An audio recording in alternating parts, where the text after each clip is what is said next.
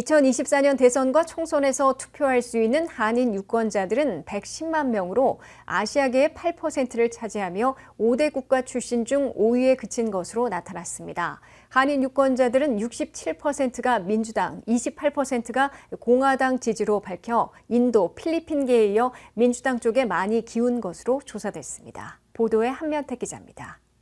11월 5일 선거에서 한 표를 행사할 수 있는 18세 이상 미국 시민권자인 한인 유권자들이 윤곽을 드러내고 있습니다.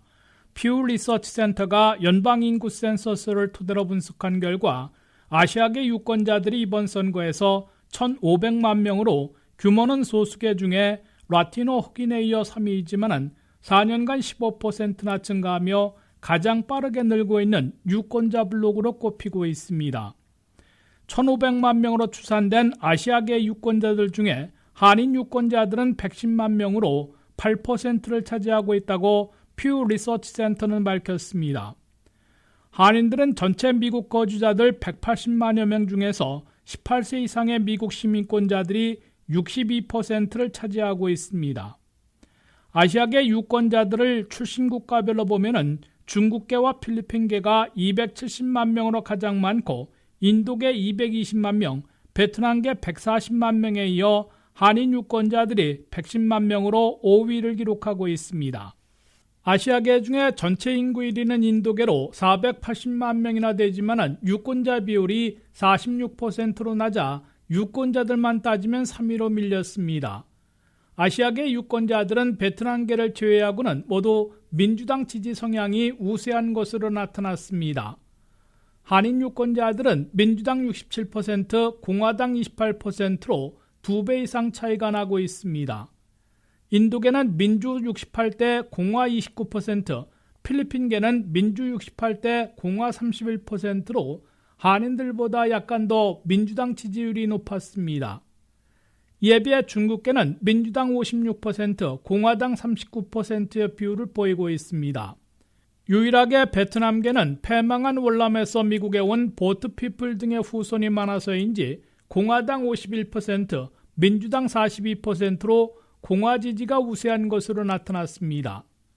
아시아계의 중위 연소득은 2022년 현재 10만 달러로 집계됐습니다. 한인들의 중위 연소득은 9만 달러로 아시아계 평균보다 1만 달러나 적은 것으로 계산되고 있습니다.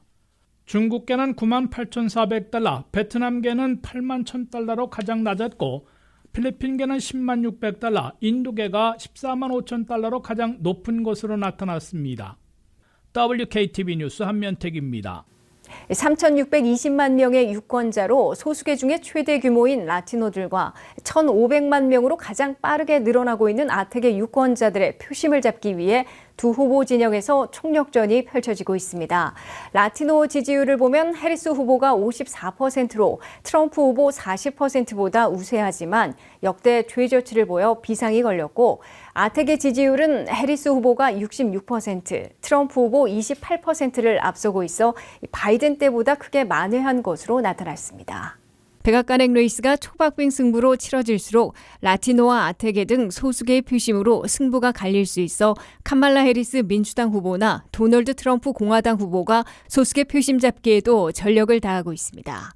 미국에서 소수계 유권자들을 보면 라티노가 3,620만 명으로 4년 전보다 390만 명, 12% 증가하며 최대 규모를 유지하고 있습니다. 흑인 유권자들이 3,445만 명으로 4년 만에 230만 명, 7% 늘어났습니다. 아태계 유권자들은 1,500만 명으로 4년 만에 200만 명, 15% 증가해 규모 면에서 세 번째이지만 가장 빠르게 증가하는 소수계로 꼽히고 있습니다. 아태계 유권자 단체인 AAPI 보트가 조사한 9월 말 지지율을 보면 해리스 후보가 66%, 트럼프 후보가 28%로 큰 격차를 보이고 있습니다. 바이든 대통령이 후보일 때에는 15% 차이로 추격당했으나 해리스 후보는 이를 다시 38%포인트 차로 벌려놓은 것으로 나타났습니다. 두 후보가 더 공을 들이고 있는 라티노 지지율을 보면 NBC 방송 조사에서 9월 말 현재 해리스 54%, 트럼프 40%로 나타났습니다. 해리스 후보가 우세하지만 금년에 민주당 대통령 후보 4명에 비해 가장 낮은 라티노 지지율로 나타나 초비상이 걸렸습니다. 통상적으로 미국 대선에서 공화당 후보가 라티노 표의 40% 이상을 득표하면 대통령에 당선된다는 말이 화제되고 있는데 트럼프 후보로서는 큰 기대를 걸어볼 지지율이고 해리스 후보는 매우 위험한 라티노 지지율로 지적되고 있습니다. 해리스 후보 측은 이에 따라 8월부터 라티노 미디어에 1,340만 달러를 쏟아붓는 대대적인 선거 광고를 펼치고 있어 같은 기간 60만 9천 달러에 그친 트럼프 후보 측을 20대 1로 압도하고 있습니다. 해리스 후보 측은 라티노 유권자들이 이민 문제보다는 생활비 낮추기, 낙태를 포함한 헬스케어 등에 더 관심을 표시하고 있어 이에 맞춘 새 캠페인 광고를 집중 내보내고 있습니다. 해리스 측은 라티노 유권자들에 의해 승부가 갈릴 수 있는 경합지들에서 필드 오피스들을 증설하고 지상전도 병행하고 있습니다. 해리스 측은 9월에만 필드 오피스들을 최대 경합지 펜실베니아 50곳, 애리조나 17곳, 네바다의 14곳을 증설했습니다. 2024 대선 승부처 중의 하나인 국경 이민 정책과 관련해 해리스 민주당 후보는 국경 안전을 대폭 강화해 불법 입국과 마약, 범죄 유입을 차단하는 동시에 합법 이민 통로는 유지하겠다고 공약했습니다. 이에 트럼프 후보는 민주당 행정부에서 망쳐놓은 국경 안전을 획기적으로 복원하는 한편 미국 내에서 사법당국의 지원으로 최대 규모의 불법 이민자 추방을 실행하겠다고 강조하고 있습니다. 한면택 기자가 두 후보의 국경 이민 정책 공약을 비교해봤습니다. D-5주 35일 남은 2024 백관왕 레이스에서 국경 이민 문제를 핵심 무기로 삼고 있는 도널드 트럼프 공화당 후보와 방어에 부심하고 있는 카말라 해리스 민주당 후보가 상반된 정책으로 맞대결하고 있습니다. 첫째, 국경 안전을 놓고 맹공을 퍼붓고 있는 트럼프 후보에 대해 해리스 후보가 국경 강화 법안을 폐기시킨 장본인이라고 역공을 취하며 불법은 강력히 막고 합법은 유지한다는 동시 정책을 제시했습니다. We must either choose between securing our border or creating a system of immigration that is safe, orderly, and humane. We can and we must do both. 대통령 후보로서는 처음으로 지난 27일 애리조나 국경을 방문한 해리스 후보는 우리는 고장난 미국의 이민 시스템을 고치기 위해 국경 안전을 획기적으로 강화하는 동시에 합법 이민 통로는 유지해야 하며 반드시 이 두 가지를 함께 시행해야 한다고 강조했습니다. 해리스 후보는 국경에서 인원과 첨단 감시 장비를 대폭 확충해 펜타닐을 비롯한 마약과 범죄자, 인신매매 등에 대해서는 철저하게 차단할 것이라고 약속했습니다. 해리스 후보는 올 초 연방상원에서 국경 강화와 합법 이민 통로를 동시에 추구하는 국경안전 강화 법안이 초당적으로 마련됐음에도 자신이 선거전에서 이민 문제를 계속 활용하기 위해 공화당에게 폐기하도록 요구한 장본인이 트럼프 후보라고 역공을 취하고 있습니다. 이에 트럼프 후보는 연방상원의 법안은 국경을 계속 열어두게 하려는 사상 최악의 법안이었다면서 반박했습니다. Our border is open. Our border is open. Nobody can believe it. When I didn't stop it, the senator stopped it. But that's the worst bill ever drawn. 둘째, 이민 정책에서 사상 최대 규모의 불법 이민자 추방을 놓고 현실성이 있는지 부정적 여파를 미치지는 않을지를 둘러싸고 치열한 공방을 벌이고 있습니다. We're going to have the largest deportation in the history of our country, and we're going to start with Springfield and Aurora. Okay? How's that going to happen? Massive raids? Massive detention camps? What are they talking about? 트럼프 공화당 후보는 사상 최대 규모의 추방 작전을 IT 출신 이민자들이 개와 고양이를 잡아먹고 있다고 주장한 오하이오 스프링필드부터 시작할 것이라고 으름장을 놓고 있습니다. 이에 맞서 해리스 민주당 후보는 일일이 추적해 급습해 체포하고 대형 억류 캠프를 만들어 투옥시키겠다는 말인지 도무지 알 수 없다며 비현실적인 선거 레토릭이라고 비난하고 있습니다. 실제로 이민 통계에 따르면 오바마 8년 동안 추방된 이민자들은 250만 명인데 비해 트럼프 4년간은 100만 명에도 못 미쳐 더 적은 것으로 나타났습니다. 또 체포된 불법 이민자들은 트럼프 마지막 1년인 2019년부터 2020년 사이 140만 명인데 비해 바이든 첫 2년 동안은 무려 500만 명으로 3.3배나 급증한 것으로 집계됐습니다. 미국의 경제계에서는 상당수 불법 이민자들을 대거 추적 체포에 추방하는데 엄청난 비용이 들 뿐만 아니라 3D 업종을 중심으로 심각한 타격을 입고 이는 곧바로 인플레이션까지 유발할 것으로 지적하고 있습니다. 셋째, 1100만 명에 달하는 불법 이민자 문제와 관련해 트럼프 후보가 아무런 대책을 내놓지 않고 있는 반면에 해리스 후보는 포괄 이민개혁을 선언하고 대략 자격 있는 장기 체류자들을 중심으로 10년 후에는 영주권, 그 후 시민권까지 허용하는 해법을 추진하겠다고 공약해놓고 있습니다.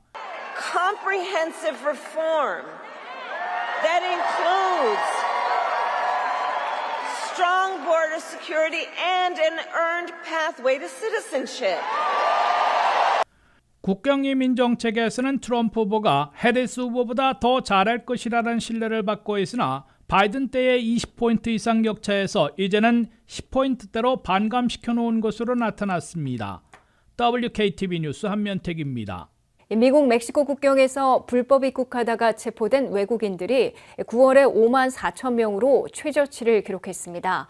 이미 들어온 불법 입국자들이 2,500만 명에 달하고 대선 취약점으로 여겨지면서 지난 6월 바이든 대통령이 행정명령으로 일시 국경 폐쇄 조치를 취하자 이후 매달 최저치로 감소하고 있습니다. 바이든 해리스 행정부의 최대 취약점 중의 하나인 엄청난 수의 국경을 통한 불법 입국자 문제가 해소될 조짐을 보이고 있습니다.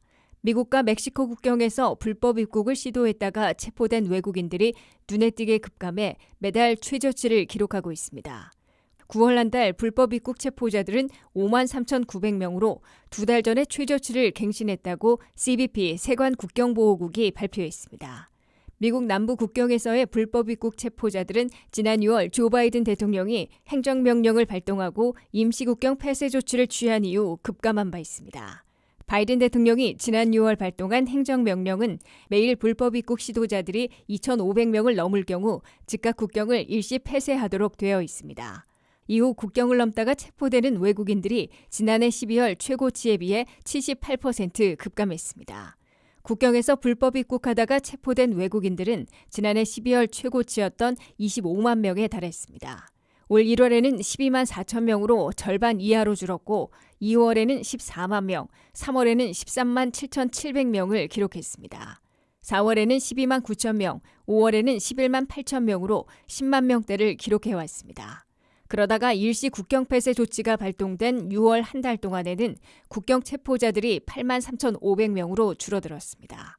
7월에는 5만 6,400명으로 더 감소했고 8월에는 5만 8천 명을 기록하다가 9월에는 5만 4천 명으로 줄어들었습니다. 이로써 9월에 끝난 2024 회계연도 한 해 동안 불법 입국 체포자들은 150만 명으로 2022 회계연도에 220만 명보다 대폭 줄어든 것으로 집계됐습니다. 또한 바이든 행정부는 체포한 불법 입국 외국인들의 70% 이상을 멕시코 등으로 신속 추방한 것으로 나타났습니다. 미국 내에서 풀어주는 경우는 나홀로 입국하는 미성년자들이 대부분으로 지난 6월 이후 80% 감소한 것으로 밝혔습니다. 도널드 트럼프 공화당 후보는 바이든 해리스 행정부가 국경을 열어놓는 바람에 2년 연속 240만 명씩 불법 입국자들이 대거 몰려들게 만들었고 이미 2,500만 명의 불법 입국자들이 들어왔다며 맹공을 퍼부어왔습니다. 특히 체포했다가 상당수를 미국 내에서 풀어줘 미국의 지역사회에 심각한 문제를 가중시키고 있다고 맹비난해왔으나 주요 공격무기가 다소 무뎌지고 있다는 평을 듣고 있습니다. 해리스 민주당 후보가 자녀 양육과 노부모 케어를 동시에 해야 하는 샌드위치 세대, 중년 여성들을 겨냥해 홈케어 간병인 서비스까지 메디케어에서 커버하겠다는 공약을 제시했습니다. 이에 앞서 노년층으로부터 더 많은 지지를 받고 있는 트럼프 공화당 후보는 팁소득, 오버타임과 함께 소셜연금에도 세금을 없애겠다는 감세 카드로 승부를 걸고 있습니다. 한면태 기자가 두 후보들의 공약을 살펴봤습니다. 미국민들의 가장 큰 고민거리 중에 하나는 자녀 양육과 노부모 케어 비용이 너무 많이 들고 있는 것으로 꼽히고 있습니다. 상당수 이미 은퇴했거나 은퇴하고 있는 7,600만 베이비붐 세대는 자녀 양육을 마쳤으나 본인들의 노후 생활과 헬스케어, 롱텀 케어에 크게 부심하고 있습니다. 그 아래 중년층은 자녀를 기르는 동시에 늙어가는 부모들을 돌봐야 하기 때문에 이른바 샌드위치 세대로 불리고 있습니다. 도널드 트럼프 공화당 후보는 이미 시니어, 노년층 유권자들을 직접 겨냥해 7천만 명이 받고 있는 소셜연금에는 세금을 없애겠다고 공약해 놓고 있습니다. 트럼프 후보가 없애겠다고 공약한 소득세는 사회보장연금뿐만 아니라 팁 소득과 오버타임, 초과 근무 수당이 있습니다. There will be no tax on Social Security. We're going to stop it. And we will have no tax on tips. I said that was my plan. We will end all taxes on overtime. You know what that means? 이에 맞서 카말라 해리스 민주당 후보가 샌드위치 세대, 특히 자녀 양육과 노부모 케어에 근심하고 있는 중년 여성 유권자들을 겨냥한 공약을 내놓았습니다. 해리스 후보는 노부모들을 집에서 돌볼 수 있는 간병인 서비스 등 홈케어 비용을 서로 메디케어에서 커버해 주겠다고 공약했습니다. In the sandwich generation, there are so many people in our country who are right in the middle. They're taking care of their kids and they're taking care of their aging parents. What I am proposing is that basically what we will do is allow Medicare to cover in-home health care.